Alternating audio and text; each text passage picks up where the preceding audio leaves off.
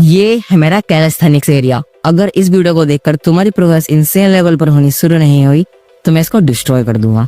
वैसे इसकी जरूरत नहीं पड़ेगी क्योंकि मैंने सिर्फ एक ही महीने में यहाँ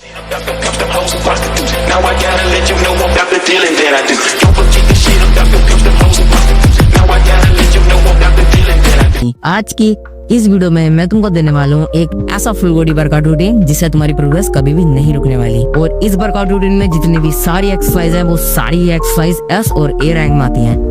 मतलब टॉप नॉच है सारी एक्सरसाइज। और इतना ही नहीं, ये इनफ है एक एस्थेटिक बॉडी अचीव करने के लिए। और इतना कर लेने के बाद जितनी भी कैलिस्थेनिक्स की हार्ड एक्सरसाइज होते हैं वो तुमको इजी लगने लगेंगी।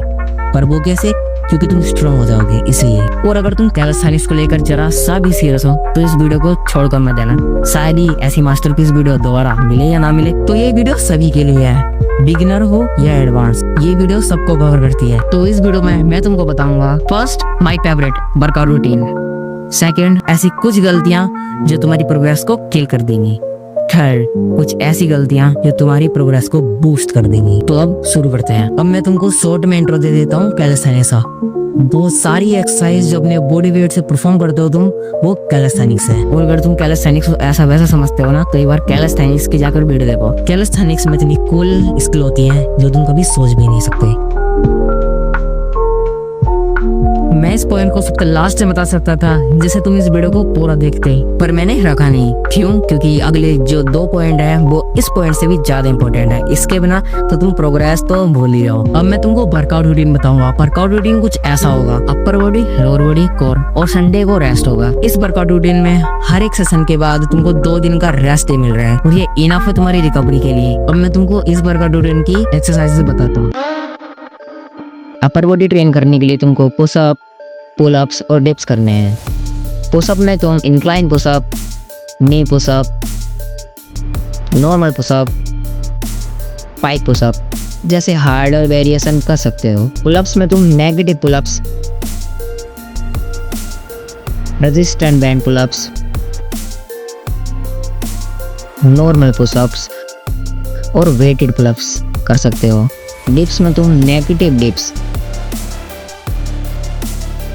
और नॉर्मल डिप्स, चाहो तो वेटेड डिप्स कर लेना, मेरे से तो अभी नहीं होती। लोअर बॉडी में तुमको jumping squat, pistol squat, sissy squat,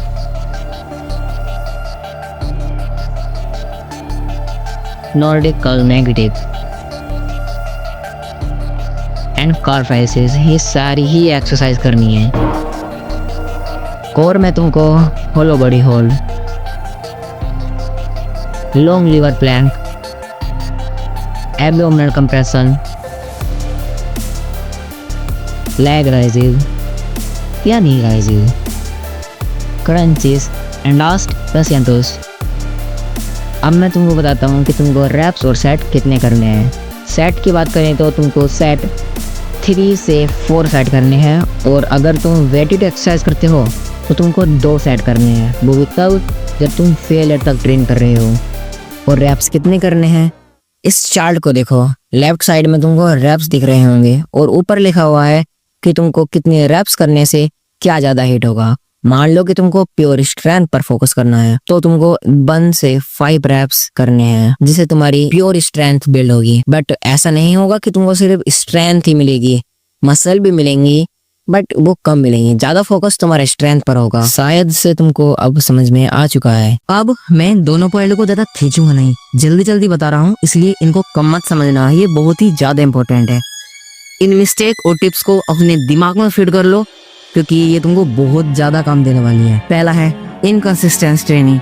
अगर तुम कभी एक्सरसाइज करते हो और कभी नहीं, कभी छोड़ देते हो तो एक्सरसाइज कर ही क्यों रहे हो? छोड़ दो भाई, करना बस की नहीं है तो छोड़ दो। Proper nutrition. अगर तुम प्रॉपर न्यूट्रिशन नहीं ले रहे हो, अगर तुम एक्सरसाइज कर रहे हो और सोच रहे हो कि मैं प्रॉपर न्यूट्रिशन नहीं लूंगा, बस एक्सरसाइज करता रहूंगा तो मेरी मसल बन जाएंगी, तो भाई तुम बहुत बड़े वहम में हो। प्रॉपर फॉर्म और टेक्निक, भाई ये बहुत ही ज्यादा इंपॉर्टेंट है। अगर तुम प्रॉपर फॉर्म से अपने आप को ट्रेन नहीं करोगे और टेक्निक तुम्हारी सही नहीं होगी तो भाई एक सही मसल ग्रुप टारगेट नहीं होगी और बॉडी भूल जाओ। प्रोग्रेसिव ओवरलोड सिंपल शब्दों में समझाता हूँ, अगर तुम सेम ही ट्रेनिंग करते रहोगे सेम रैप्स के साथ और सेम इंटेंसिटी के साथ तो एक टाइम के बाद तुम्हारी बॉडी उसको अडेप्ट कर लेगी और मसल बिल्ड होना बंद हो जाएंगी। ऐसा ना हो और तुम्हारी मसल बिल्ड होती रहे तो तुमको हार्डर वेरिएशन की तरफ लाना पड़ेगा या तुम बेस्ट का भी यूज कर सकते हो। फुल रेंज ऑफ मोशन, अगर तुम कोई भी एक्सरसाइज करते हो फुल रेंज ऑफ मोशन का यूज नहीं करते हो तो तुम्हें अच्छे रिजल्ट दिखाई नहीं देंगे।